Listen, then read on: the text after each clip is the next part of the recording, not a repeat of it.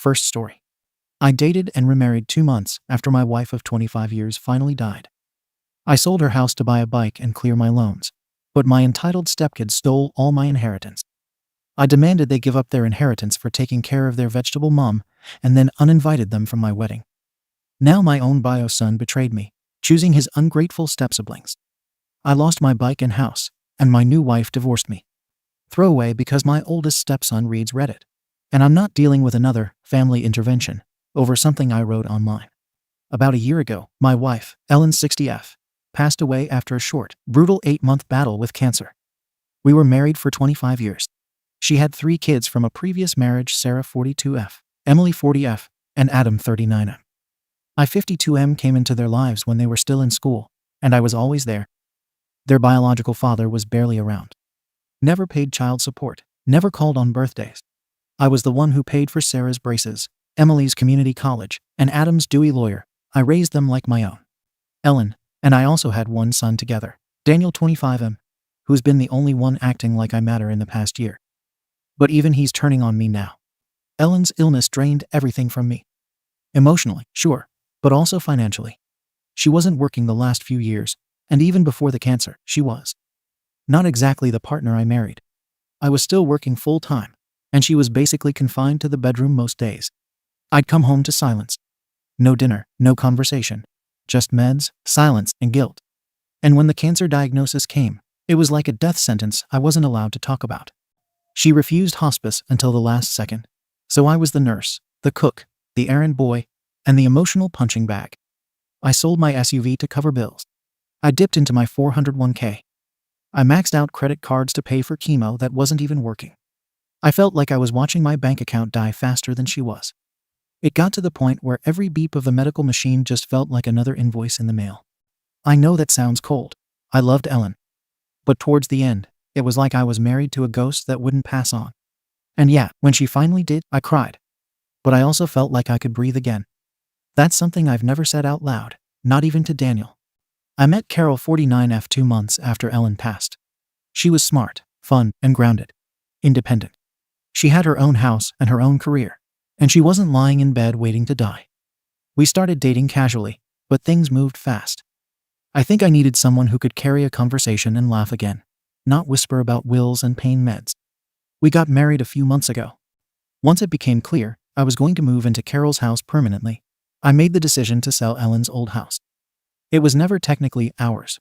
It had been in her name originally, from her first marriage, but we'd both lived in it together for over 2 decades, and I'd put a lot of money into the place over the years. Thousands were spent before and after her death getting it market ready. I handled all the paperwork, coordinated the renovations, and dealt with realtors. Her kids didn't lift a finger. Before packing up, I sent a group message to all the kids: Sarah, Emily, Adam, and Daniel, letting them know I was going to start clearing things out. And if there was anything sentimental they wanted, they could come by or let me know. No one responded except Daniel, who came by to grab a couple photo albums and one of his mom's sweaters. The others either ignored me or sent vague, "Nothing I need, thanks" texts. I took that at face value. I didn't push. I figured they were still grieving, or maybe just distancing themselves from me since I'd moved on too fast in their eyes. Fast forward a couple of months, I find a buyer. It's one of those house flipping companies that makes cash offers, no inspections, and quick closes. Perfect for me, because I needed the money. I'm still in debt. My credit is wrecked. I just bought a used Harley I'd been dreaming about for 10 years, thinking the sale would let me pay it off and clear my credit cards. I was finally looking forward to a clean slate. Closing day comes, and out of nowhere the lender tells me there's a snag. Apparently, Sarah had sent them an email claiming she had been reading about our state's inheritance laws and was questioning whether I even had the legal right to sell without consulting Ellen's biological children. I thought it was a joke. But no, turns out she was right.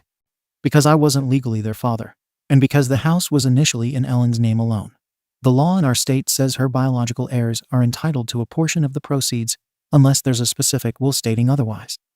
Ellen never updated the will after we got married, so now the money from the sale has to be split 4 ways, 1 share for each of her kids. I'm completely effed. I had poured money into that house. I had assumed the responsibility of ownership and upkeep for 25 years. Sarah didn't care when the roof was leaking. Emily didn't Venmo me when the kitchen pipes exploded. Adam didn't help clear the black mold from the basement. I handled all of that.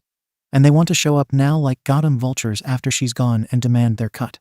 They say Sarah was just asking questions and didn't mean to cause problems. But let's not be idiots. She sent the email on closing day. Not weeks before. Not when I announced I was selling. That timing wasn't innocent. That was a deliberate move to tank the deal unless she and her siblings got their payday. They knew what they were doing. Carol told me I should try to keep the peace, but I was furious. I felt like I'd been stabbed in the back by the people I practically raised. People I'd thought of as my own. I could have contested it, sure, but that would have taken months and cost more legal fees I didn't have. So I gave in. I sold the house, and the profit got split 4 ways. Theirs came out to just under $40,000 each. Meanwhile, I'm still paying off the debt from Ellen's medical bills and have to consider selling the bike I've had for 6 damn weeks. I thought maybe they'd reach out to say thanks. Nope. Radio silence, like they got what they wanted and were done with me. The wedding to Carol was scheduled for the weekend after the anniversary of Ellen's funeral. That wasn't intentional, it was just when the venue was available. Daniel was hesitant about the date, but didn't say much at first. I figured he'd come around. But after the house sale fiasco, I woke up one morning and sent a group text to Sarah, Emily, and Adam. I told them that since they'd been reading up on state law, I had too, and it turns out I'm not their legal father. So maybe they should work on a relationship with the one who actually is. I said they weren't welcome at the wedding. I didn't expect a thank you for raising them, but I also didn't expect the meltdown that followed. Within an hour, Emily called Daniel crying. Adam sent some long paragraph about betrayal and family bonds, like he hadn't just taken $40,000 from me. Sarah tried calling too, but I blocked her before the first ring finished. I meant every word. If they want to draw hard legal lines, then fine, I can draw them too. They had no problem reminding me I'm not their father when it benefits them. So why is it suddenly cruel when I say it back? Daniel showed up to my house that afternoon furious. I've rarely seen him this mad, not even when he was a teenager. He was shaking. He asked how I could talk to his siblings like that. Funny how fast the loyalty shifts when money is involved. I told him very plainly. They took advantage of me. They blindsided me. They cost me the money your mother and I worked for. I reacted accordingly. He said they didn't take advantage because the law was on their side. As if legality equals morality. Technically, your mother's illness bankrupting me was also legal, but that doesn't mean I deserved it. He asked why I threw the "I'm not your father" line at them when I always insisted I raised them as if I was.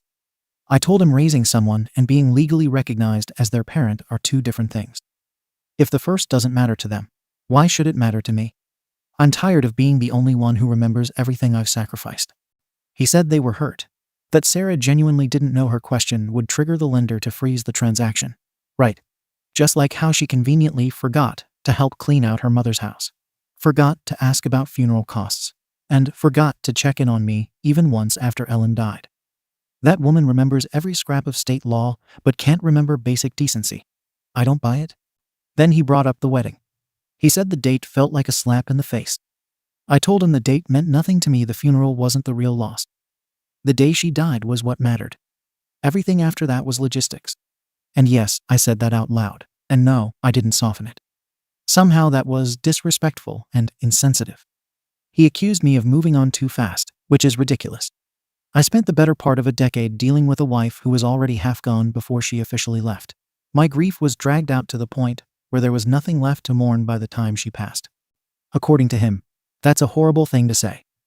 But it's the truth. I was drowning. No one cared about that part. I told him I wanted him to be my best man, and instead of being honored, he treated it like a burden. He said he wouldn't come unless I apologized to his siblings. Apologize? For what? For being angry. They sabotaged my financial future. For telling the truth. For finally putting boundaries in place after years of being walked over. I told him I'd think about it just to get him out of the house, but I had zero intention of doing anything. He texted me later that night saying he couldn't be part of a wedding built on running away from grief. Dramatic. If anything, I'm the one who deserves an apology for being abandoned by the very people I kept afloat for 2 decades. The weekend came. Wedding day. He didn't show. Carol kept glancing at the door like she expected him to come bursting through with some big emotional speech. But I knew he meant what he said. He's stubborn like his mother. Carol's family filled in the empty space fine. But I'd be lying if I said it didn't sting that my own son couldn't be bothered to attend. If anything, it proved my point. None of these kids ever actually saw what I did for the family. They were happy to reap the benefits: a roof over their head, rides to school, tuition payments, bail money. But the second something inconveniences them, I'm not the bad guy. And now, Daniel hasn't spoken to me since. He told Carol, not me, that he's too old to be navigating parental loyalty issues. That's his way of saying he chooses them. The same people who vanished while Ellen was dying, while I was taking on debt, while I was basically her only caretaker. The same people who let me drown financially, and then swooped in to take the one thing that could have stabilized my life. Carol keeps telling me to apologize. She says I should restore peace and try to reconnect. But peace is expensive, and I've already paid more than my share. If her kids had done to her what mine did to me, she wouldn't be preaching forgiveness. She doesn't say that out loud, but I can see it on her face. She married me because I'm responsible, not because I'm spineless. To be clear, I don't regret marrying Carol. She's level-headed, she works hard, and she's actually present in her own life. It's refreshing being with someone who isn't fading away slowly. But she doesn't get what it's like to support an entire household, just to end up with nothing. The more I think about it, the more I'm convinced that none of them ever actually saw me as family. I was a stand-in, a paycheck, a buffer between them and the consequences of their biological father's absence. And now that the one thing tying us together is gone, they're showing their true colors. If Sarah hadn't sent that email, I would have been fine. I would have paid off the medical debt, kept my motorcycle, rebuilt my credit, and started a new chapter with Carol without dragging the ghost of Ellen's finances into the marriage. Instead, I'm stuck picking up the pieces of a life I didn't break. I know for a fact that if the roles were reversed, if I had died, and they tried to sell something I left behind, none of them would have hesitated to cash in and cut Carol out without blinking. But because it's me, because I demanded a little respect for once, I'm the heartless one. So I'm here because everyone in my life is acting like I set the house on fire, instead of reacting to being ambushed by people who've taken me for granted for 25 years. I don't feel bad. I don't feel guilty. But apparently I'm missing empathy, or refusing to self-reflect, or whatever new therapy buzzword Daniel is clinging to. So tell me. Ada? Comments. Comment 1. YTA. Dude. You sound like you've been waiting for your wife to die. That entire post reads like someone who resented his wife the minute she stopped being useful to him. You're out here talking about her like she was dead before she even passed, and the way you framed your new marriage. She's not bedridden. Jesus. Also, let's be clear. Those 3 kids were your kids for 25 years. You parented them. You claim you raised them. You clearly took pride in that when it made you feel like the hero. But the minute they asserted a legal boundary that they were literally entitled to, you emotionally nuked the relationship. "You're not my kids" isn't just petty, it's a betrayal. If you thought you were their dad, you should have understood that a dad doesn't keep score. You don't parent people and then use receipts against them later. And Daniel, he's not picking sides. He's reacting to watching the man who raised him go full-on vindictive the second things didn't go his way. You're bitter. That bitterness was probably growing long before Ellen died. But that's your SHT to deal with, not theirs. Comment 2. The level of suppressed resentment bleeding through this post is wild. You didn't just lose a wife, you lost a carer role that you clearly never wanted. And you've been trying to retroactively justify your emotional detachment ever since. You describe Ellen like she was a burden you tolerated. There's no warmth, no grief, just contempt thinly veiled as duty. I don't think you ever forgave her for getting sick. And instead of processing that, you've dumped it all on her kids like they're avatars of your unresolved anger. Carol is a prop in your new life fantasy. She's not your partner, she's the reward for suffering through Ellen's decline. I wonder how long it will be before you start resenting her too, if she ever gets sick or stops being convenient. You're not just an arsey hole. You're a cautionary tale for what happens when people do the right things for the wrong reasons for too long. You kept score in silence for 25 years, and then exploded when the scoreboard didn't come out in your favor. Ellen's kids didn't kneecap you. You just finally ran out of control. Comment 3. YTA. But he had to sell his brand new motorcycle. He just bought it. His dream bike. How could those evil, selfish children of his dead wife legally inherit something from their actual mother? The horror.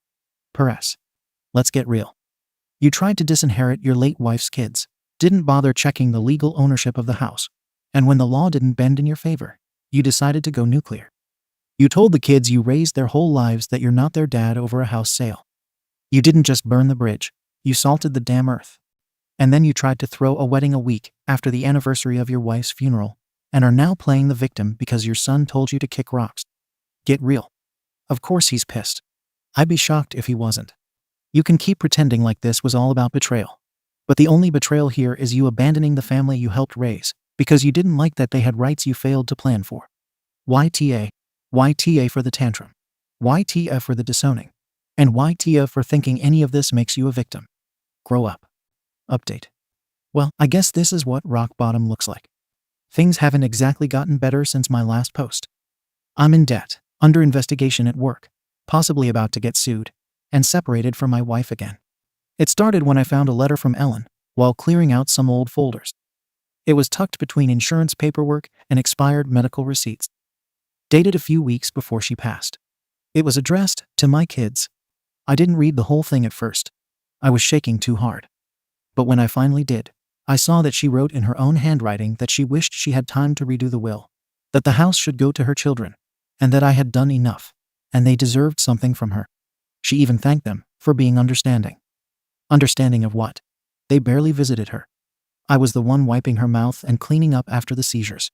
I was the one giving up sleep and meals and hope. That letter crushed something in me, and I didn't tell anyone about it. I shoved it in a drawer and let it sit. Then I made the mistake of writing Adam back. He'd sent me an email trying to understand. He said he wasn't angry, just disappointed, and wanted to know how we got to this place. I wrote back 4 paragraphs. I told him about the money I spent, the hours I lost, and how I sacrificed the best years of my life. I told him I was loyal to a woman who couldn't love me anymore, and I stayed when I could have left.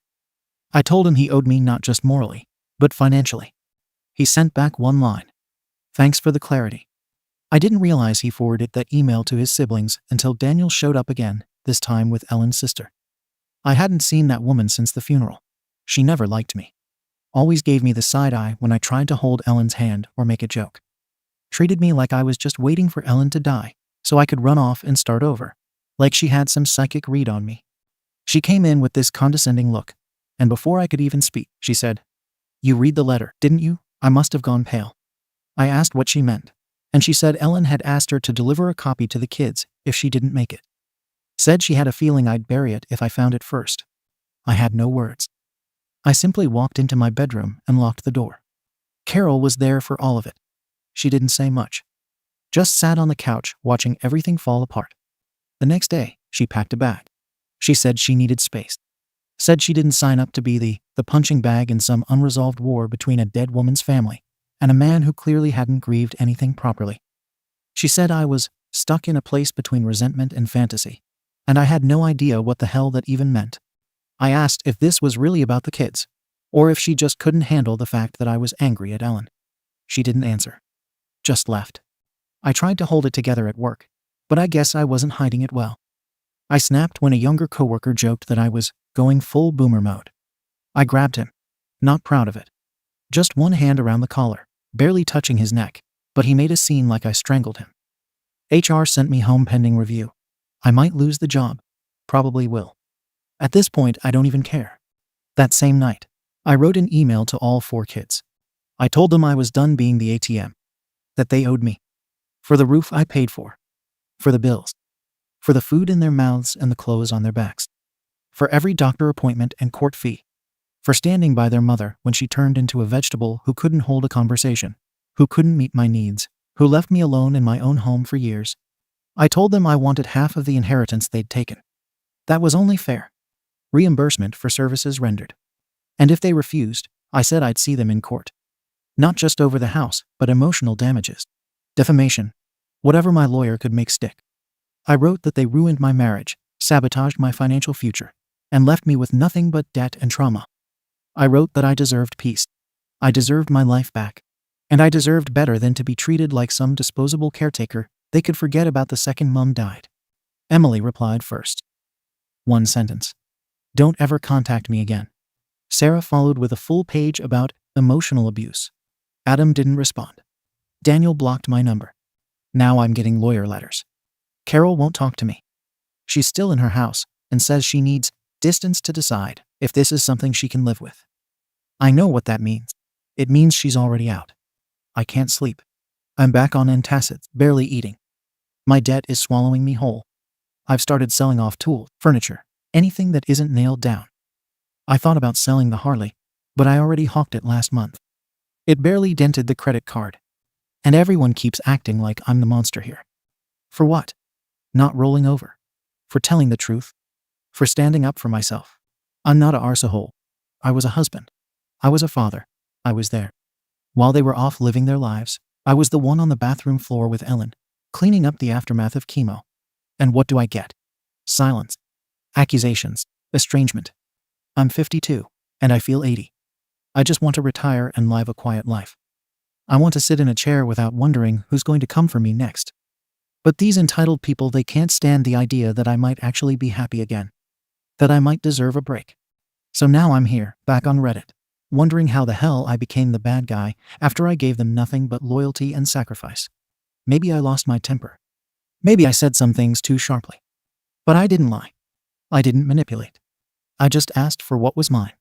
Tell me, was I really so wrong? Comments. Comment 1. YTA.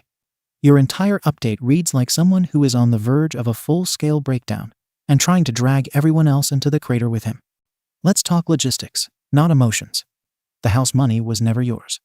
Legally, financially, structurally, it wasn't. You never added your name to the deed. You never had your wife update her will. You never protected your investment. Basic estate planning. You skipped it. You spent money on the kids voluntarily. You were not legally obligated to pay for braces, tuition, DUIs, etc. You chose to. You don't get retroactive reimbursement because you're salty now. Your financial crisis is self-inflicted. Medical debt. You chose aggressive treatments she didn't even want at first. Retirement withdrawals. That's on you. Buying a Harley while drowning in debt. Also on you. Threatening lawsuits you can't afford is not leverage. It's comedy. Dark comedy, but still comedy. You're not being persecuted. You're dealing with the consequences of poor financial planning mixed with emotional avoidance. And your kids aren't entitled, they're legally protected. Comment 2. I took care of my mother for 2 years while she was dying. It wasn't glamorous. It wasn't romantic. It was terrifying and humiliating and exhausting for everyone. But your language around Ellen is disturbing. You talk about her like she was a broken appliance you had to keep fixing until you could finally upgrade. She didn't meet my needs. She was basically a vegetable. She couldn't hold a conversation. She repaid me with debt. Do you hear yourself? She wasn't failing you. She was dying. And here's what really breaks me. You think her kids abandoned her because they didn't move in and do 24/7's hospice care. Do you know how common it is for dying parents to hide symptoms from their adult kids so they don't worry them? Do you know how many beg their children not to see them that way? You assume neglect because that fits your resentment better than accepting that Ellen didn't want her kids' last memories of her to be of a frail body and tubes. Your meltdown at work, the violence, the raging emails, the obsession with reimbursement, these aren't righteous anger. These are signs of someone drowning in unprocessed grief and guilt. Your kids didn't ruin your marriage, your finances, or your peace. Your inability to accept that caregiving is part of love. That's what blew up your life. Comment 3. Oh boo freaking who. You had to clean up after your sick wife and didn't get a gold star or a tax refund for it. So now you want reimbursement like she was a job you clocked in for. Guess what, champ, that's called marriage. You don't get to send her kids a damn invoice because she had cancer and didn't meet your needs while dying. Jesus Christ. You're 52. Acting like you're some broken war veteran of domestic life just because you had to be present for someone else's decline. That's what real love is, not this performative. Look how loyal I was while I secretly hated every second martyr crap you're peddling. You don't want peace. You want pity. But all you've earned is contempt. Update. I'm writing this because I literally have no one left to talk to. And Reddit strangers at least pretend to listen before calling me names. First, I got fired. HR emailed me saying the investigation was complete and that physical aggression in the workplace constitutes grounds for immediate termination. They included a line about safety concerns, which is ridiculous. I'm not some violent thug. I grabbed a coworker's collar for running his mouth and acting like I'm a joke. You push a man long enough, and he pushes back. That's how adults work. But apparently everyone at the office has decided I'm unstable. A couple of people even called security when I came to empty my desk. Like I'd snap and start throwing monitors. The humiliation was unreal. Then, 2 days later, Carol's lawyer emailed me divorce paperwork. There was some nonsense in there about irreconcilable emotional conflict, verbal hostility, and a breakdown of safety and trust. She didn't even bother explaining it to me directly.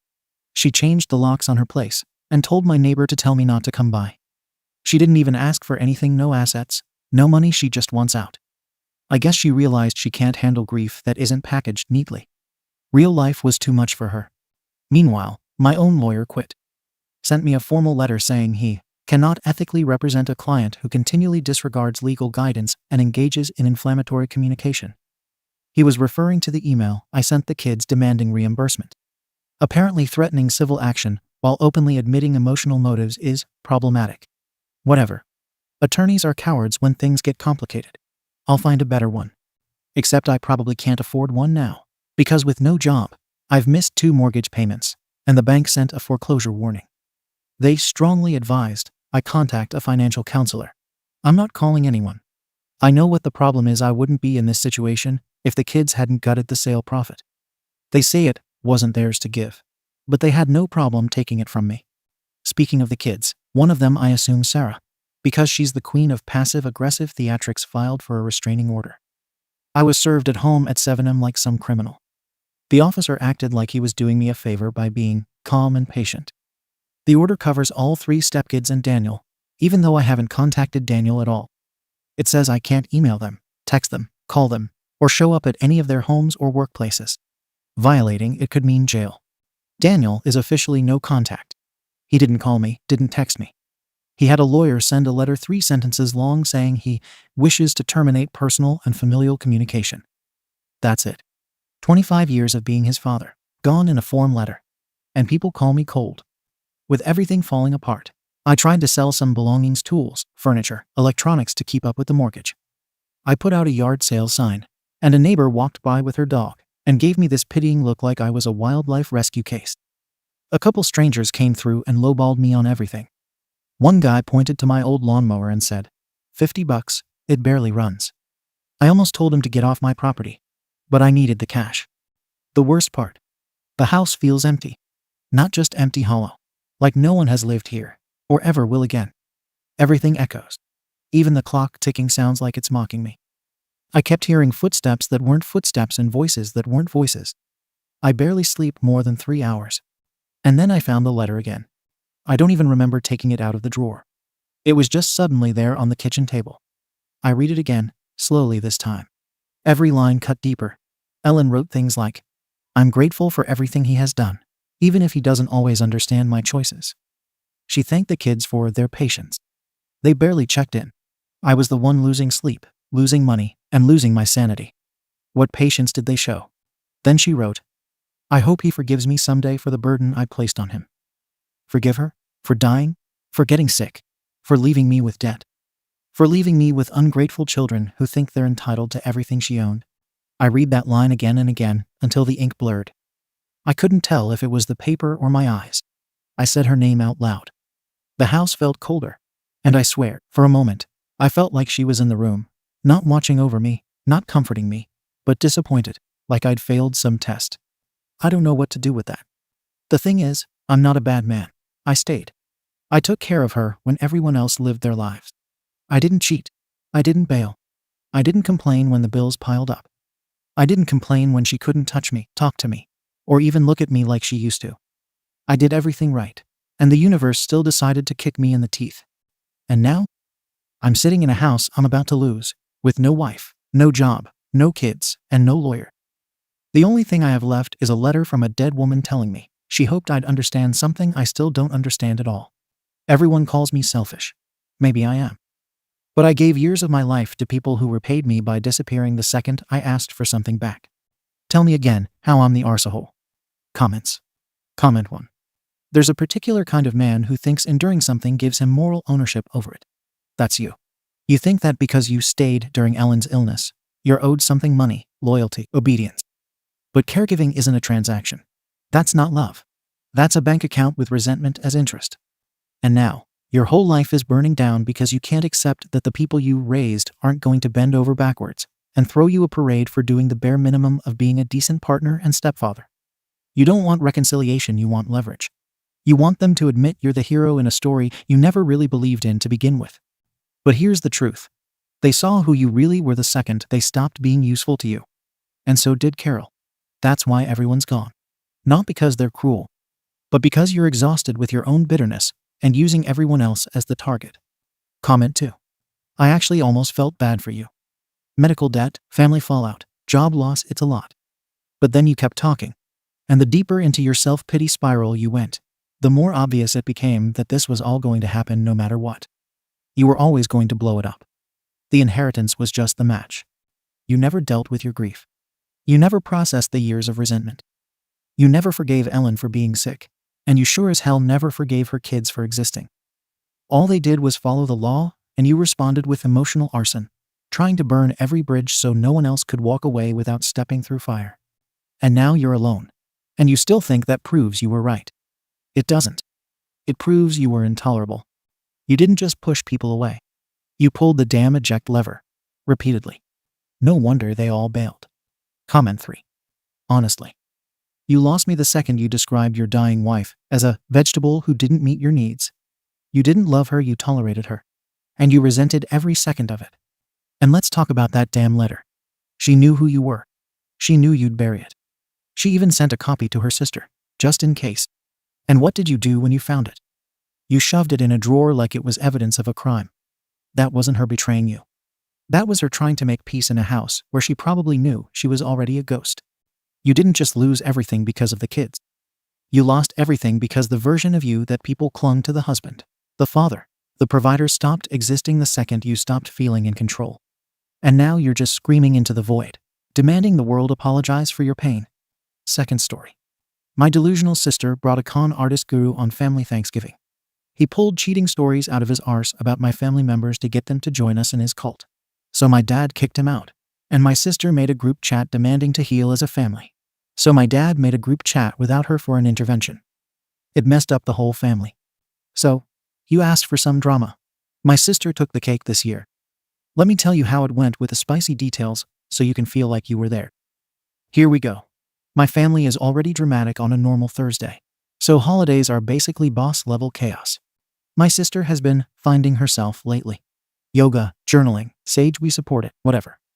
But then she got this spiritual advisor, who she claims helped her release ancestral trauma after 3 sessions and $600. Cool. Love that for her. We all go to our mums for Thanksgiving. Other family members could probably host, but her house is the biggest. Everyone knows to be there at noon. Some of us show up early. So, yesterday it's 2 p.m., food's in the oven, everyone's arrived, and we're just waiting on my sister. She's always fashionably late, as she calls it, but never arrives in any type of fashion despite my mum's strict dress code of semi-formal. The doorbell rings. She walks in with this man, mid-40s, barefoot in November, wearing what looks like a crocheted poncho and like 40 necklaces. He introduces himself as River Wolf. My mum, trying so hard to be polite, goes, "Oh, you must be a friend."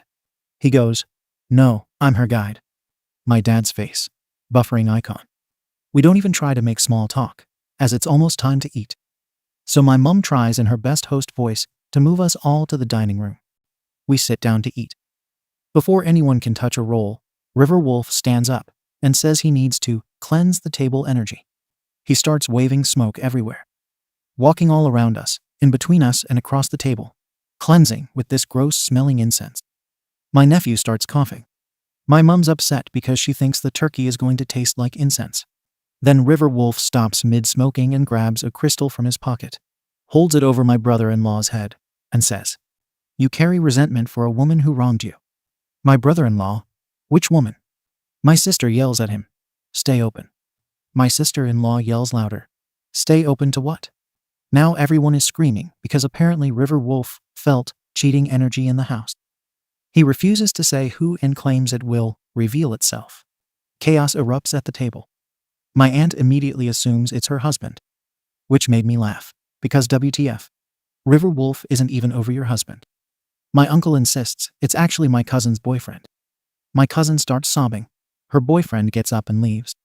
My sister-in-law is shooting daggers at her husband with River Wolf still standing over him in a trance. Everyone is yelling. Accusations go flying. My aunt throws a roll at my uncle, misses and hits the drink table. The dog eats the roll, and the drinks pour onto the carpet. The turkey gets cold, and I'm staring at my sister in shock. She doesn't move a muscle, just stares off into space. My mom is frozen in place, watching the chaos unfold. No one is eating but my little brother, who is laughing hysterically, saying this was the best holiday ever.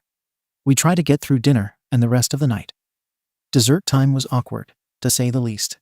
River Wolf ends the night by telling my sister she needs to disconnect from the toxins in her bloodline. My mum goes, "Are we the toxins?" He nods. My mum goes red with anger. My dad tells my sister she needs to leave and that she ruined Thanksgiving.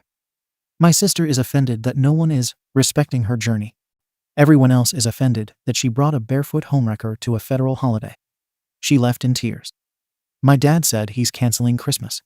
Sister has been calling me all day trying to talk, and I'm over it. Mum is done, and Dad is so close to disowning her.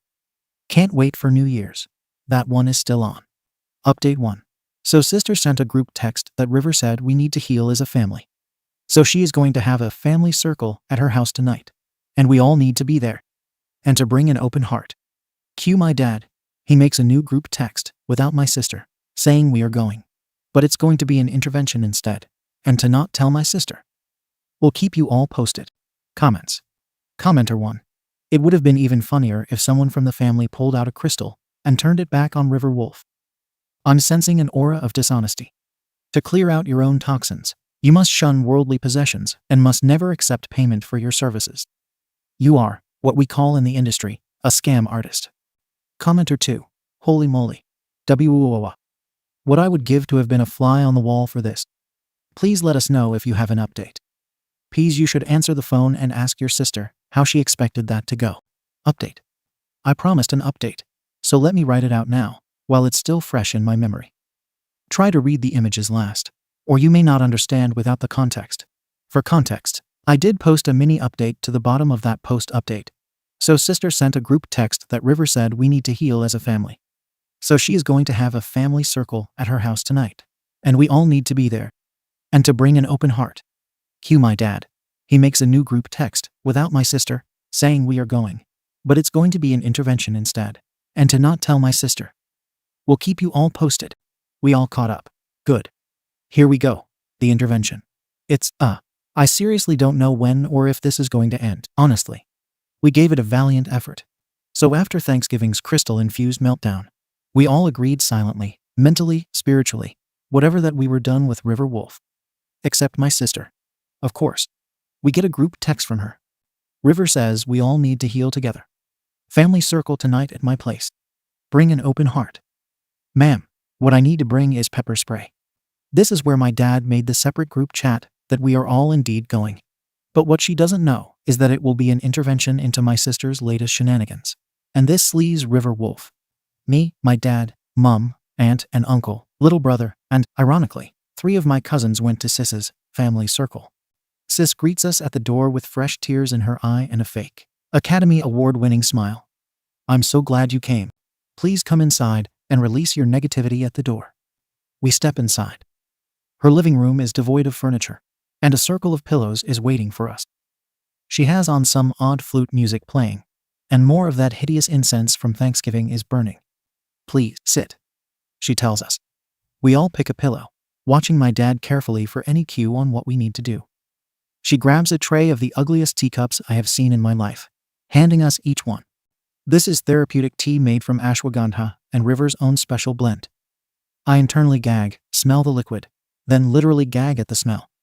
It smelled like green tea was trying to have a baby with a stinky sock.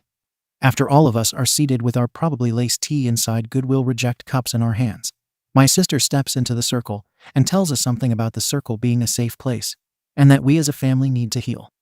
Blah blah blah. Mum asks where River is.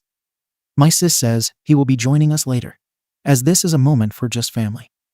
My dad finally stands up, stares at my sister, and tells her, "Sweetheart, we are worried about your choices."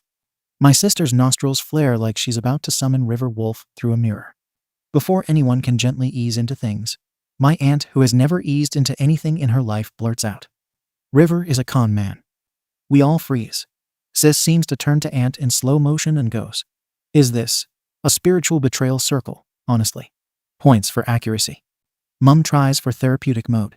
My mum strings together the gentlest sentence she can. Honey, we think he's taking advantage of you. My sister responds like we accused her of tax fraud. River Wolf is a vibration. My aunt whispers, so is my ex-husband. Little bro loses his SHT. Dad gives him a quick glare, and Mum gives him the mum stare. He shuts up quick. Brother-in-law, her husband, finally snaps. He's been in the doorway like an NPC waiting to trigger dialogue. He finally steps forward and says, he buried our car keys in the yard to free us from capitalism.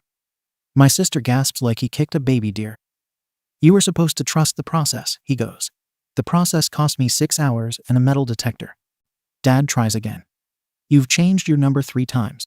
You insist on being called Celestial Daughter of the Seventh Path. My sister interrupts. It's my ascended name. Dad continues. You've begun referring to the refrigerator as an energy prison. I swear she hissed at him. She tries to bolt. Brother-in-law blocks the door. Sis scrambles for the back door, which she had blocked with a love seat to make her family circle. She attempts to leap over it. Fails dramatically. Rolls into a pile of throw pillows like a dying stage actress. Screams. Let me ascend. I sip my tea. Someone had to stay hydrated.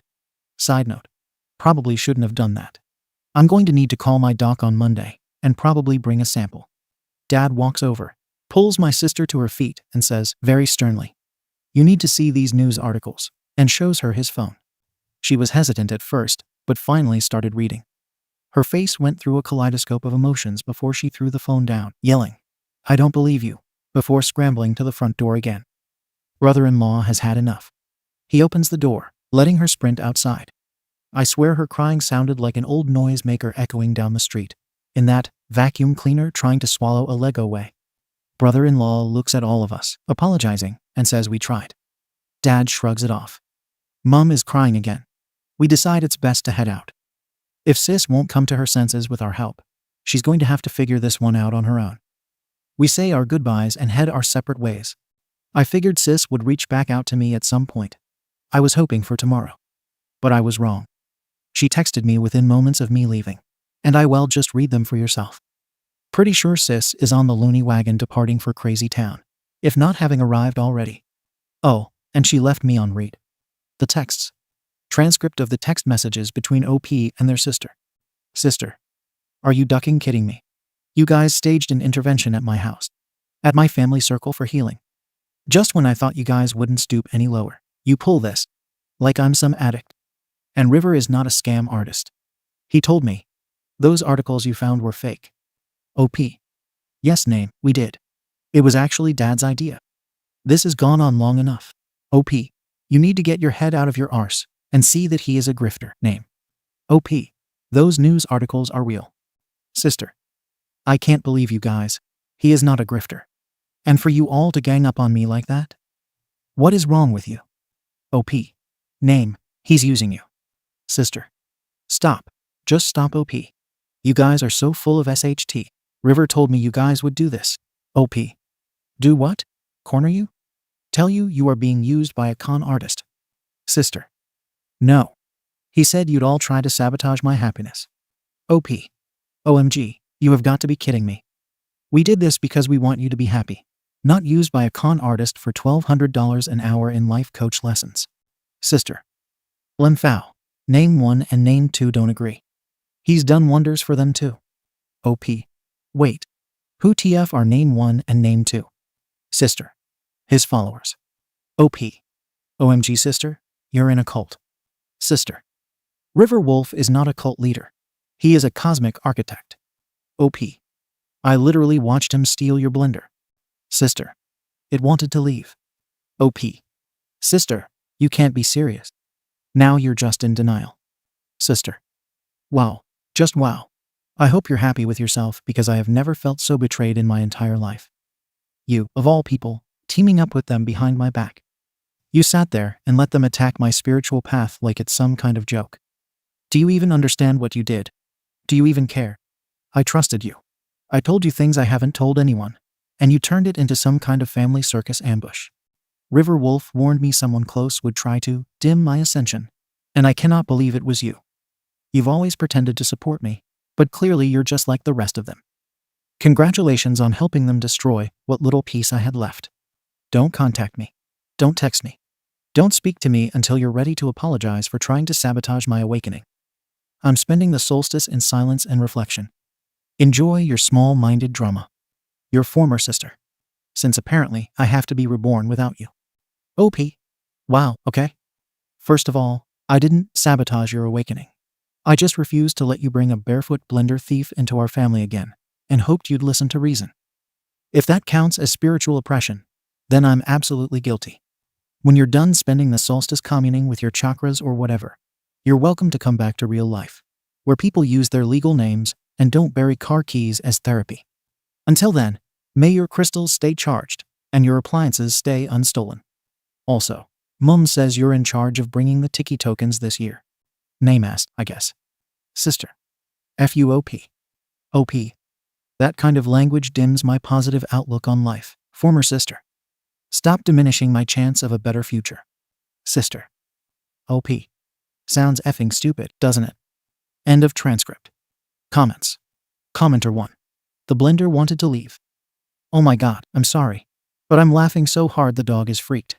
And I need to find the tissues because I'm crying. Seriously though, how has your Bill kept from showing her guide, the great outdoors, via a trip through the windows? The man must have the patience of a saint. We know this isn't the end of the insanity, but hopefully, she'll give it a break for a bit. If not, we're here to support you through the cultiness.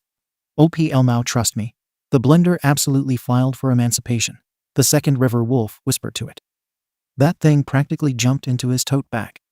I'm pretty sure it's making smoothies for the collective now. And yes, my Bill deserves a Nobel Peace Prize, a vacation, and maybe a restraining order starter kit. I've honestly never seen a man breathe through that much rage. He just stands there blinking like his soul is buffering whenever River Wolf speaks. Last time River Wolf tried to cleanse the house's aura, Bill just stared out the window like he was debating whether he should be the one to leave. And don't worry, this is absolutely not the end. If I had to guess, River Wolf is probably somewhere right now trying to convince a microwave it's trapped in a heat prison. I'll keep you all updated. Stay hydrated and emotionally grounded. Someone in this family has to be. Commenter 2. Last time River Wolf tried to cleanse the house's aura, Bill just stared out the window like he was debating whether he should be the one to leave. But I thought you only met him a day ago. OP me, yes. My Bill, no. You don't think we didn't talk after the intervention fiasco? We just learned about car keys getting buried that day. We had lots of questions. Thank you for watching the video. If you are interested in listening to these kinds of stories, we've got more in store for you. Simply subscribe to our channel, hit the like button, and share it with your friends.